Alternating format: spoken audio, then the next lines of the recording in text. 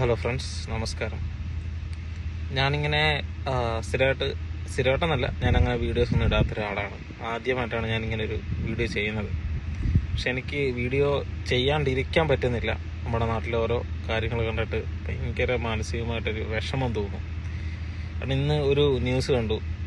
ഇതുപോലെ എറണാകുളത്ത് ഒരു അപകടം ഉണ്ടായി.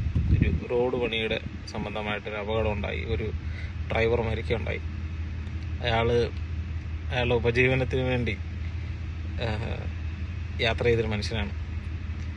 റോഡിൽ ആ മനുഷ്യൻ അറിഞ്ഞുപോലും ഉണ്ടാവില്ല. ഒരു കുടുംബത്തെ പോറ്റാൻ വേണ്ടി അയാൾ കഷ്ടപ്പെടാൻ വേണ്ടി പോയതാണ്. വെളുപ്പിന് 2:30 അത് തമിഴ്നാട് ഓടി എറണാകുളം വന്ന് എറണാകുളത്ത് ആലപ്പുഴയ്ക്ക് പോകുന്ന സമയം വെളുപ്പിന് 2:30 എന്ന് പറയുമ്പോൾ അയാൾ ഇപ്പം ഇറങ്ങിയിട്ടുണ്ടാവും ഇവിടെ എല്ലാം പോയിട്ട് വരാൻ. അങ്ങനൊരു വ്യക്തി വീട്ടിലെത്തുന്നതിന് മുന്നേ, സ്വന്തം ഭാര്യയും മക്കളെയും കാണുന്നതിന് മുന്നേ എന്ത് കൊണ്ടാ മരിച്ചെന്ന് പോലും പുള്ളിക്ക് അറിയില്ല. അങ്ങനെ അദ്ദേഹം ഈ ലോകത്തോട് യാത്ര പറഞ്ഞു. നിങ്ങളൊന്ന് ആലോചിച്ച് നോക്കും,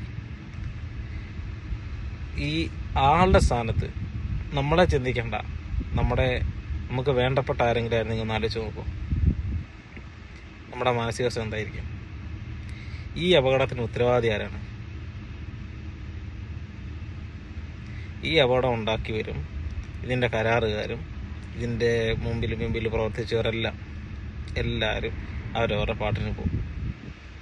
നഷ്ടം മരിച്ച ആളുടെ വീട്ടുകാർക്കാണ്. അവരെ പുള്ളിയെ ആശ്രയിച്ച് ജീവിച്ചിരുന്ന ഭാര്യ, മക്കള്, അവർക്ക് വേണ്ടപ്പെട്ട അപ്പന്, മക്കള്, അവരെല്ലാവരും, അവർക്കാണ് നഷ്ടം ഉണ്ടാകുക.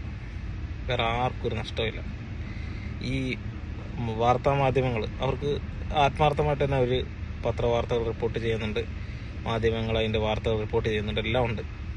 പക്ഷേ ഇവർക്ക് ഇന്ന് മാത്രത്തെ ഉള്ളൊരു വാർത്തയാണ്. നാളെ ഇത് കഴിഞ്ഞു, ഇനിയും തുടർന്നും പലരും മരിച്ചുകൊണ്ടിരിക്കും. ഇതൊരു അന്നത്തെ ഒരു ദിവസത്തെ വാർത്തയാണ് എല്ലാവർക്കും. ഇത് കഴിഞ്ഞ് ഇതിൻ്റെ അന്ത്യകർമ്മങ്ങളെല്ലാം കഴിഞ്ഞാൽ എല്ലാവരും ഓരോരോ പാട്ടിന് പോകും. അവസാന നഷ്ടം ഈ മരിച്ച ആളുടെ വീട്ടുകാർക്ക് മാത്രമാണ്. അവരുടെ കുടുംബം ഇനി എങ്ങനെ മുന്നോട്ട് പോകും? മക്കളെ പഠിപ്പിക്കണം, അവരെ വളർത്തണം, അവരുടെ കല്യാണം, അങ്ങനെ എന്തൊക്കെ കാണാനുള്ള മനുഷ്യനായിരുന്നു. ഇതിൻ്റെ ഉത്തരവാദികളെ ഉറപ്പായിട്ട് നിയമത്തിന് മുന്നിൽ കൊണ്ടുവരണം. നിയമമൊന്നും ചെയ്യുന്നില്ലെങ്കിൽ എന്തു പറയാനാ? എത്രാമത്തെ അപകടമാണ്? ഞാൻ പ്രത്യേകിച്ച് ഒരു ഗവൺമെൻറ്റിനെയോ അല്ലെങ്കിൽ ഞാനങ്ങനെ പ്രത്യേകിച്ച് ആരും ഒന്നും എടുത്തു പറയുന്നില്ല. പക്ഷേ ഒരു അപകടം ഉണ്ടാകുക എന്ന് പറഞ്ഞാൽ അശ്രദ്ധ കൊണ്ടുണ്ടാകുന്ന അപകടങ്ങൾ തുടർന്ന് പിന്നെ സംഭവിക്കുന്നതിൻ്റെ കാര്യം അവർക്ക് നിയമപരമായിട്ടോ അല്ല മറ്റൊരു രീതിയിൽ അവർക്കൊരു പ്രശ്നം ഉണ്ടാകുന്നില്ല. വേറൊരു രാജ്യത്തായിരിക്കണം, മറ്റൊരു രാജ്യത്തായിരുന്നെങ്കിൽ ഇതെന്താകുമായിരുന്നു അവസ്ഥ? കുറച്ചും കൂടെ ബെറ്റർ ആയിട്ടുള്ള, ഇപ്പം നമ്മൾ ഇന്ത്യയെ വെച്ച് നോക്കുകയാണെങ്കിൽ എല്ലാവരും പറയുന്നത് കേരളം ഭയങ്കര വികസനമുള്ള രാജ്യമാണ്, വികസനമുള്ള സംസ്ഥാനമാണ്. മറ്റ് സംസ്ഥാനങ്ങളൊക്കെ വെച്ച് നോക്കുമ്പോൾ നമ്മളുടെ കുറച്ചും കൂടെ ബെറ്ററാണ്. അപ്പോൾ അങ്ങനെയുള്ള ഒരു സ്ഥലത്ത് അറ്റ്ലീസ്റ്റ് നമ്മുടെ ഒരു സ്റ്റാൻഡേർഡ് കീപ്പ് ചെയ്യാനെങ്കിലും സേഫ്റ്റി ശ്രദ്ധിക്കണ്ടേ? അത്രയും വലിയൊരു സാധനം അവിടെ ഇരിക്കുന്നു, അത് ഫിക്സ് ചെയ്തിട്ടില്ല. കാരണം അത് ചുമ്മാ ഇറങ്ങിപ്പോകുന്ന സാധനമല്ല, കാറ്റടിച്ച് പറന്നു പോകുന്ന സാധനമല്ല. അപ്പോൾ അതൊന്ന് കൃത്യമായിട്ടവിടെ ഫിക്സ് ചെയ്യാഞ്ഞുകൊണ്ടാണ് അത് താഴെ വീണതും ഒരു അപകടം സംഭവിച്ചതും. അപ്പോൾ അതങ്ങനെ ഫിക്സ് ചെയ്യാഞ്ഞപ്പോൾ അതിലെ വണ്ടി കടത്തിവിടരുത്, വാഹനങ്ങളൊന്നും കടത്തിവിടരുത്. മാത്രമല്ല അവർ ഫിക്സ് ചെയ്യാതെ പോകരുതായിരുന്നു. അപ്പോൾ അവർക്കറിയാം സംഭവിച്ചാൽ എന്ത് സംഭവിക്കും? ഒന്നും സംഭവിക്കില്ല, ഒരു കാര്യം സംഭവിക്കില്ല. അതുകൊണ്ടാണ് ഇപ്പം ഇങ്ങനെ അപകടം സംഭവിച്ചത്. വണ്ടി ഓടിക്കൊണ്ടിരിക്കുന്ന സമയത്ത് ഇടിഞ്ഞു വീഴുന്ന സാഹചര്യങ്ങളുണ്ടാകുന്നു. കഴിഞ്ഞ ദിവസം മറ്റൊരു വീഡിയോ കണ്ടു, ഒരു റോഡിന് നടുക്കൊരു പോസ്റ്റ് നിൽക്കുന്നത്. ആ പോസ്റ്റ് മാറ്റി അതിൻ്റെ ബാക്കിയുള്ള വീഡിയോ കണ്ടു. ആ റോഡ് മുന്നോട്ട് പോകുമ്പോൾ 1-2 കർവുകളുള്ള സ്ഥലങ്ങളിൽ അതിൻ്റെ സൈഡ് വാളുകൾ കിട്ടിയിട്ടില്ല. നിങ്ങളൊന്ന് ആലോചിച്ച് നോക്ക്. റോഡ് പണി കഴിഞ്ഞു, ടാറിങ്ങും കഴിഞ്ഞു. അതിലെങ്ങനെയാണ് ആ റോളർ എങ്ങനെയാണ് പോയിട്ടുണ്ടാകുക നമുക്ക് വിശ്വസിക്കാൻ പറ്റൂല. ആ സൈഡ് വാളില്ല, സൈഡിൽ മണ്ണിടിഞ്ഞിട്ടുണ്ട്. അതിൻ്റെ അപകടമായിരിക്കും ഇനി നമ്മളടുത്ത് കേൾക്കാൻ പോകുന്നത്.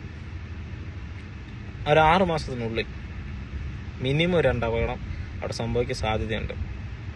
കാരണം ഒരു കർവാണ്, ഇച്ചിരി നീളമുള്ള ഒരു ലോറിയോ ബസ്സോ എന്തെങ്കിലും വന്നു കഴിഞ്ഞ് വേറൊരു വണ്ടിക്ക് സൈഡ് കൊടുത്താൽ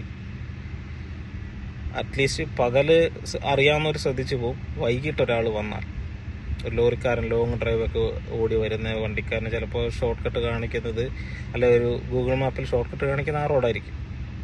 അദ്ദേഹം അതിൽ വന്ന് ഈ വഴി അറിയാൻ മേലാത്ത വഴി കൂടെ വന്ന് അത് അപകടം സംഭവിക്കാനുള്ള ഒരുപാട് സാധ്യതകളുണ്ട്.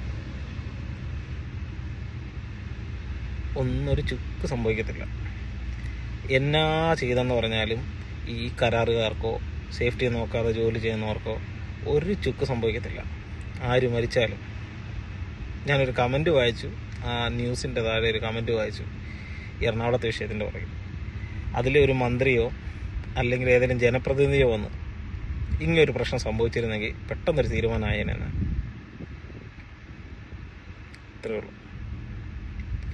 എനിക്കിത്ര പറയാനുള്ളൂ. നമ്മളെ സൂക്ഷിക്കുക. ഒരു നിയമത്തിനെ ഞാൻ വില കുറച്ച് കൽപ്പിക്കുന്നതല്ല. പക്ഷെ ഒരു ഉദ്യോഗസ്ഥനോ ഒരു നേതാക്കന്മാരോ നമ്മൾ തിരഞ്ഞെടുത്ത് വിട്ട ഏത് പാർട്ടിക്കാരാണേലും ആരും നമുക്ക് വേണ്ടി ഒന്നും സംസാരിക്കില്ല. എല്ലാവരും അവരുടെ ലാഭം മാത്രമേ നോക്കുള്ളൂ. നിങ്ങൾ വഴിപ്പണി നടക്കുന്ന വഴി കൂടെ പോവുകയാണെങ്കിൽ നമ്മൾ പരമാവധി ശ്രദ്ധിക്കുക. തലയ്ക്ക് മുകളിൽ എന്തെങ്കിലും ഉണ്ടെങ്കിൽ എപ്പോൾ ഇടിഞ്ഞ് വീഴുമെന്ന് നമുക്കൊരു ഉറപ്പുമില്ല. അതിനെ അവർ എത്ര ഫിക്സ് ചെയ്ത് വെച്ചാലും ഒരു പാലത്തെ കൂടെ കയറി പോകണമെങ്കിൽ പോലും നമ്മളിപ്പം ഇപ്പോഴത്തെ കാലഘട്ടത്തിൽ വളരെ സൂക്ഷിക്കേണ്ട സമയമായിരിക്കുന്നു. ഹൈവേ കൂടെ പോകുമ്പോൾ റോഡ് എപ്പോൾ ഇടിഞ്ഞ് വീഴുമെന്ന് നോക്കി സൂക്ഷിച്ച് വണ്ടി ഓടിക്കുക.